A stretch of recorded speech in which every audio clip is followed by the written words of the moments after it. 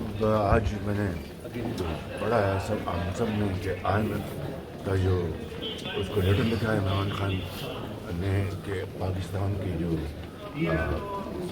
Funds ہیں جو ان سے نیا پروگرام کرنے جا رہے ہیں اس کو نہ کیا جائے اور ان کا الیکشن کا آڈٹ کروایا جائے. یہ سائفر کے بعد ایک اور ملک دشمنی کا ثبوت ہے.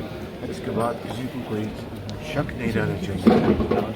نیازی یہ چاہتے ہیں خدا نخواستہ پاکستان مکمل تباہی کا شکار ہو جائے. یہ میں سمجھتا ہوں کہ انتہائی افسوسناک ان کا اقدام ہے جس کی جتنی بھی مذمت کی جائے کم ہے.